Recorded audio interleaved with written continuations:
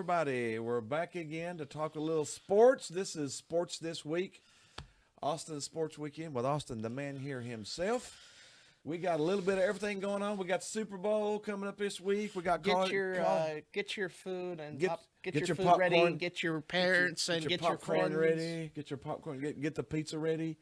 I heard that there is in the billions of wings that are eaten this weekend. Not millions. Billions There's like of 1.2 wings. billions or billion wings or something. Speaking this of, weekend. do we join that billions where we eat wings? I on don't the know. We're Super going to eat Bowl? some wings or pizza or something here. But before we get started, thanks again to SevereTV.com for setting us up here in studio, in the super nice studio. Thanks again for Autographs Plus for sponsoring us. Only a super studio could be made to discuss a Super Bowl. The Super Bowl, yeah.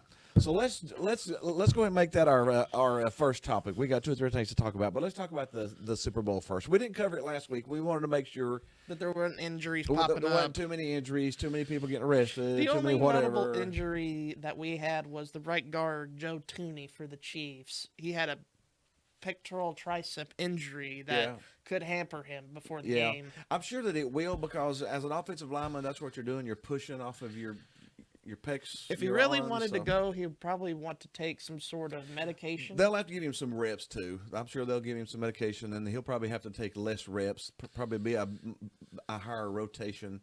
I'm not as worried about this as I would have been last year because the Chiefs really haven't relied on their offense as much this year as they have in the past years. Their defense is really what's been winning these games for them. You know, they've been holding people to 10 or 15 points for quite a long time now. That's how they can score 17 points and win, was because they only give up 10. So let's discuss one team at a time. Since we're starting with the Chiefs here, let's start with Kansas City. What do you think Kansas City needs to do to win their third Super Bowl in the Patrick Mahomes era? Defense. I think they need to hold San Fran, I would say, under 24 points. That would be an ideal situation Because right there. I don't think that Kansas City is going to score much over 24 with the 49ers defense. Because the 49ers defense is pretty good, too. They got a pretty good front. And then we're not going to get into the 49ers defense, but Kansas City is probably not going to score as much as they would last year. Their offense. Oh, I was actually looking the other day. The Kansas City Chiefs wide receivers have the most drops of any wide receivers in the NFL this year. They're going to have to clean that up in this game. Their star wide receiver is a rookie. Rasheed Rice. They have had Mahomes has had more interceptions than he ever has in his past Career. in his career, 14. And with the fewest interception ratio, that's the low. They are having the worst Offensive year offensive of the year Patrick Mahomes of era. Patrick Mahomes era, and they're in the Super Bowl. It's So- because of the talent of Patrick Mahomes is carrying Patrick Mahomes is carrying the team. He makes something happen. He's Houdini. He reminds me as a mixture of Tom Brady and Drew Brees. He's a Tom Brady and Brett Favre. maybe, yeah, He is a or gunslinger. maybe a Brett Favre and a Drew Brees put together might be a little bit better, because he's not a huge guy, but he scrambles to get open to throw the ball. He doesn't scramble to run. He can run. And he looks funny when he runs. He's got a funny run, doesn't he? Looks like he's almost pulling a hammy while he's trying to run. But he can run if he needs to. But he scrambles to get open, and he throws some stupid passes that you should never throw, but they work every time. So he is a magician. Of course, we can't mention Patrick Mahomes without his co-star in crime. Travis Kelce. Yep, he's his target. Yeah, he's He's a been missed the target. target ever since this AFC Championships run started. And Against against Baltimore, he made some Houdini catches too. Some of those fingertip diving, jumping catches that the receivers had not been making those catches earlier this year. They were absolutely They not. were dropping those catches. Against the Baltimore, they made those catches, which makes me fear Kansas City even more. If they get into a game and don't drop passes, that then could be troublesome. that could be trouble, because Patrick's going to throw the ball to them. He's going to get the ball to them. Whether they catch it or not is a different story, but he's going to get the ball there. So Kansas City, I think I think Kansas City wants to score over 24. That's what they need to have a good offensive. I think if they score over 24, they will probably win the game. This has got a good chance to be a low scoring game though. What was it, 17-10 against Buffalo? Yeah, That they won? 17-10 against Baltimore. They won. Yeah. So They didn't score a point in the second half, and Baltimore still couldn't do anything. Yeah. So there's a good chance that this might be another 17-13 type game. Not 18-15 type game. Also, but I think Kansas City's looking to score in the 20-ish range. And I think if they can score in the 20-ish range, they got a good chance to win because their defense has been so good lately. They said they went into the playoffs on the road and didn't give up 20-something points, and they were just so good. So now, what about the 49ers side? Yes, What's the positive about the 49ers? The whole offense. They're an all-star team. Every position's an all-star. Even we got George Kittle, all-pro tight end. We got Jawan Jennings. He's coming off the bench, and he's still a productive athlete. Still a productive athlete. You got Brandon Ayuk, who makes ridiculous catches too. You got Deebo Samuel, the human joystick. He is incredible. He may be, I think, the most versatile player in the NFL. And then you could always throw in an MVP running back Christian McCaffrey. On top of all of that. He's still got some Panther blood in him, and I can tell because of the way he runs like runs like a Panther. Yeah. And then you've got the 10th best player on the roster, the quarterback, Brock Purdy. Now, what is your opinion? I think Brock Purdy is going to definitely have to make some plays.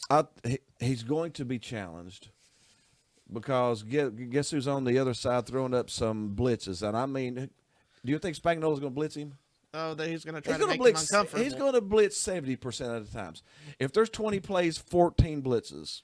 That's what I'm calling. If there's 40 plays in a game, 28 blitzes. There will be blitzes, and there will be people coming from areas he didn't know there was a player on that part of the field, and there's a blitz coming from that part of the field. Spagnuolo's going to blitz him.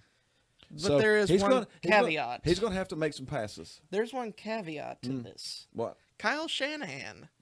This is his third opportunity to win the Super Bowl. He does have a good offensive mind. That's why this all-star team looks like an all-star team. There's somebody calling all-star plays. You have to have an all-star play caller to have an all-star team. Yep, and Shanahan is that and the head coach. So, but this time around, he's got to fix up a couple of things in the past that he messed up on.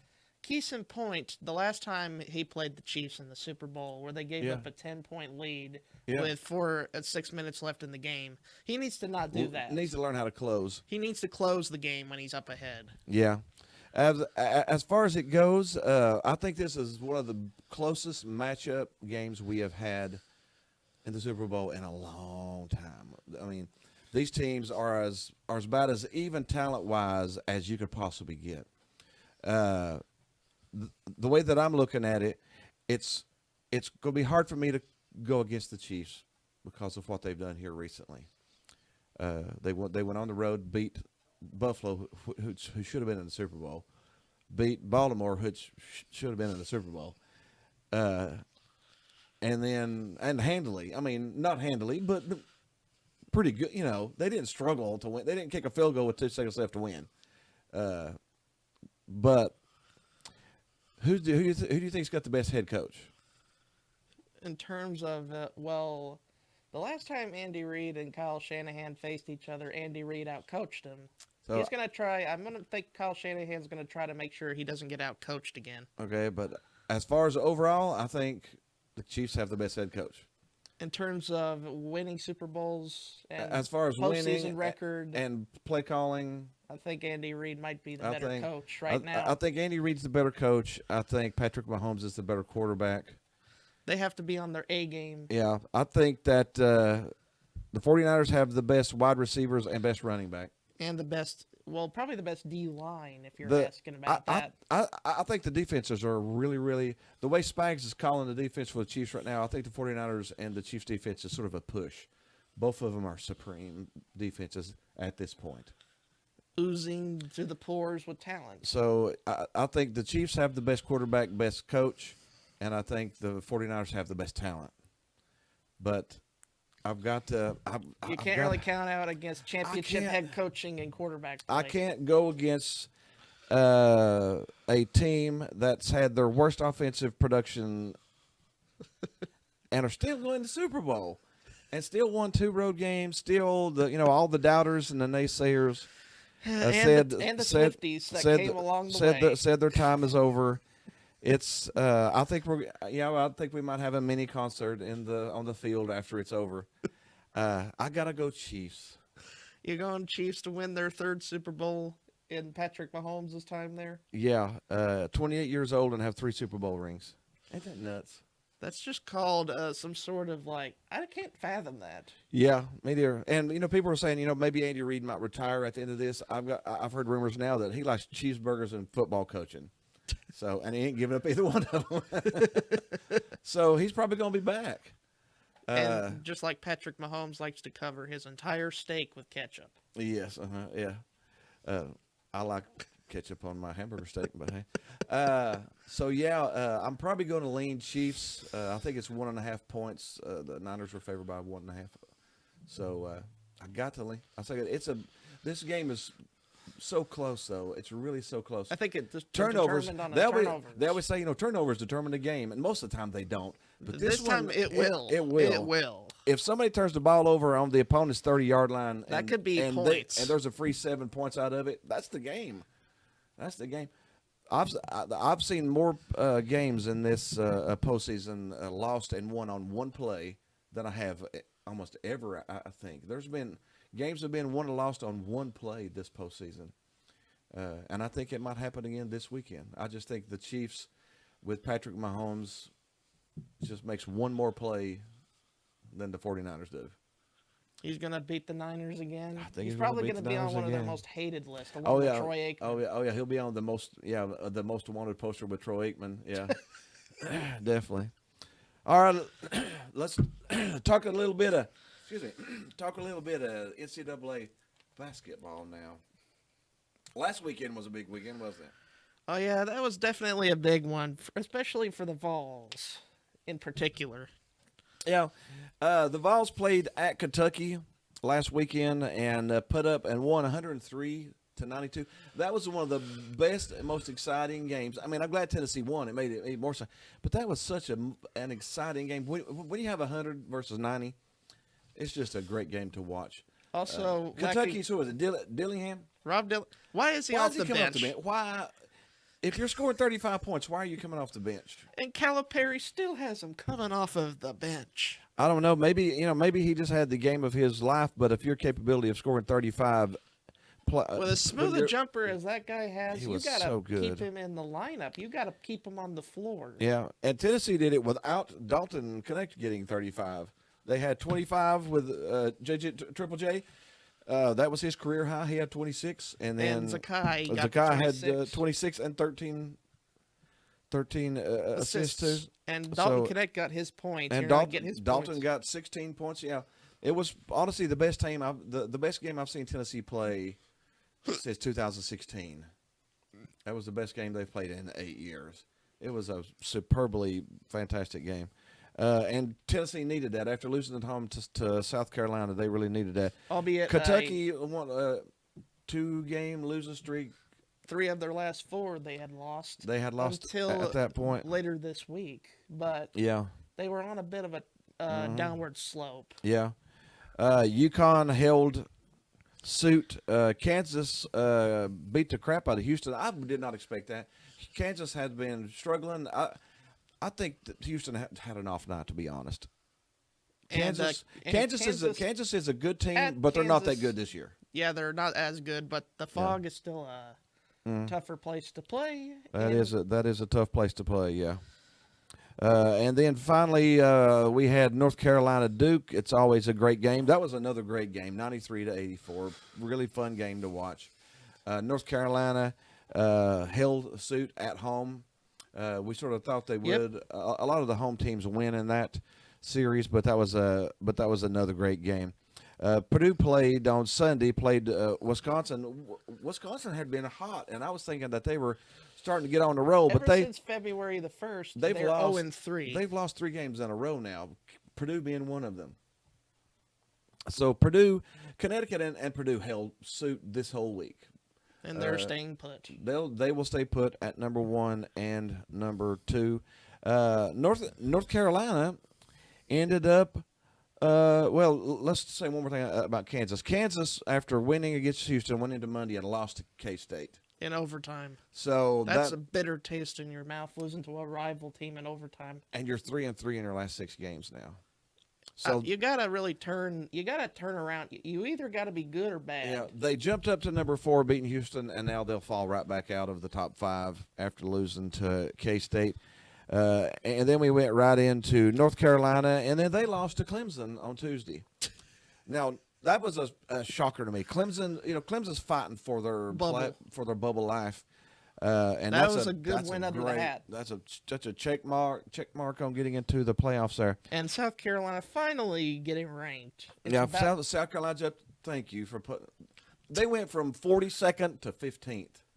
I mean, really, they should have been up and there they way backed earlier. that up by winning again. They won again against Ole Miss, They're 20-3 on the season and then Houston got back on the winning streak by beating up on Oklahoma by beating State. up on Kentucky, and Kentucky got back. I mean, yeah, Kentucky got back into the winning streak by beating up on Vanderbilt, and everybody beats up on Vanderbilt except for Missouri.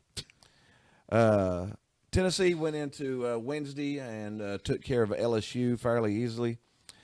Beat them by 20 points. It went back and forth, back and forth. Auburn, I thought, was maybe a little bit of fake news there for a while, but they're looking chewing along.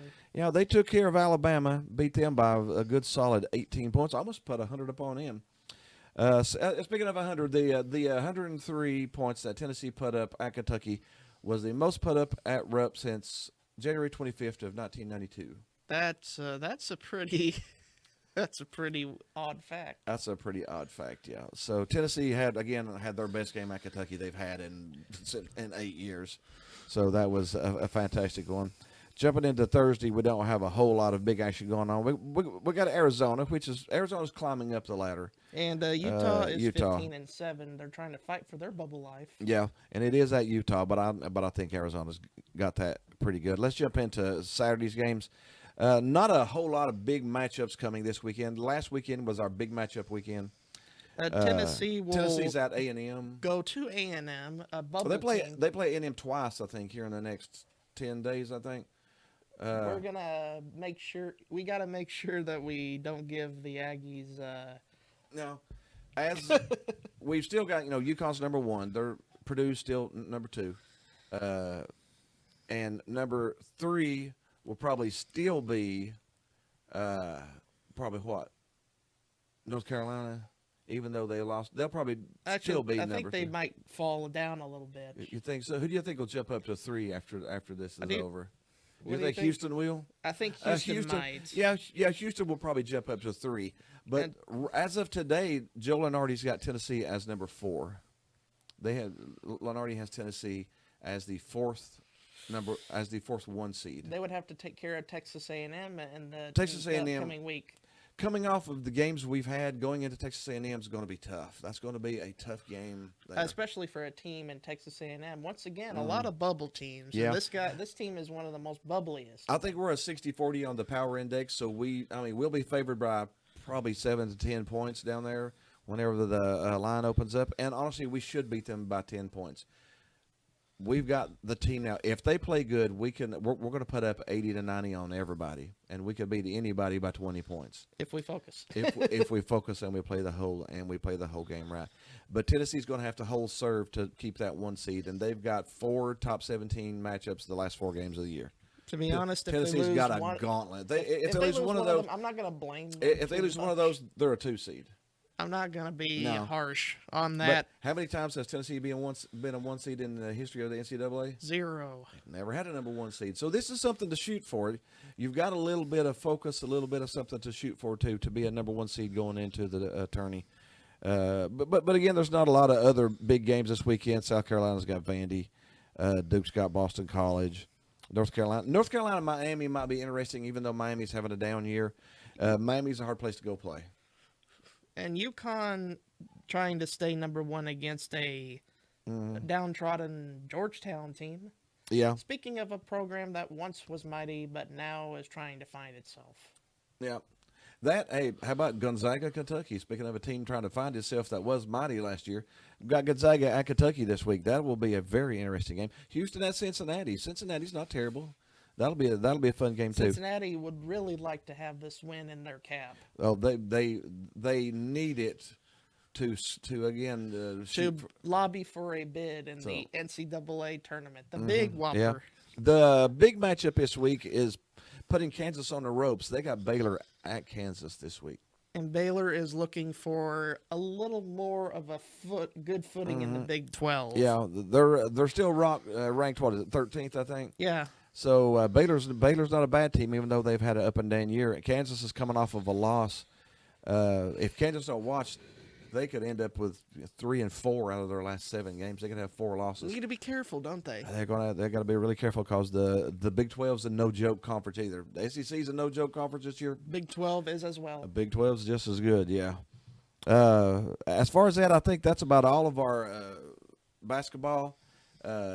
Any kind of breaking news or anything? Well, there was only one during the week. It was a team up.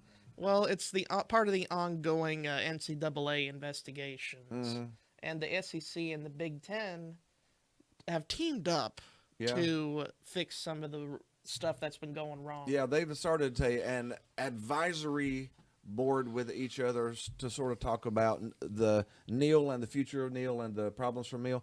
The Tennessee, Virginia did not get the temporary restraining order that they were trying to get. But the judge did write in the findings that he thinks that they will win the lawsuit.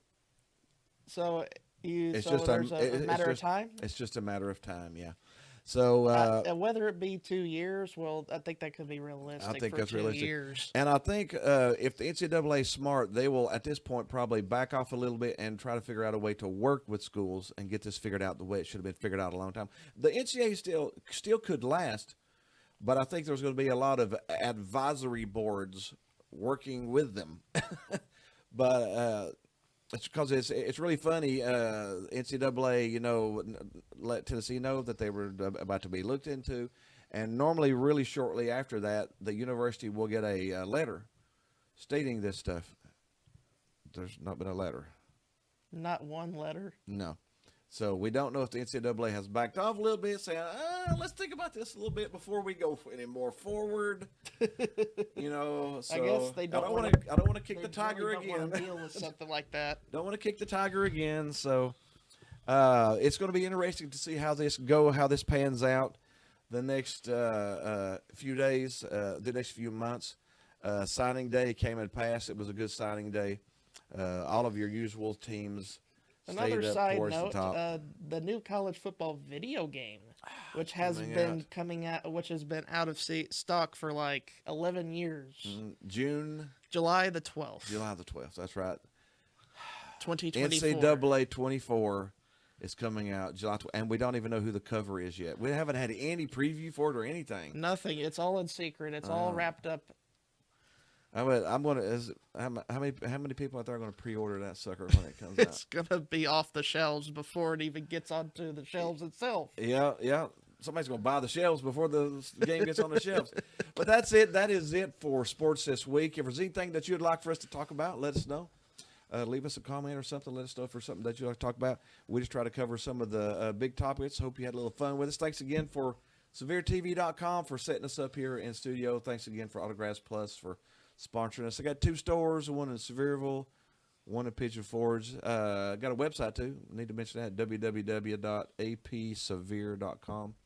Got like over 1,000 autograph things there, so it's pretty cool. But thanks again. See you next week. See you next week.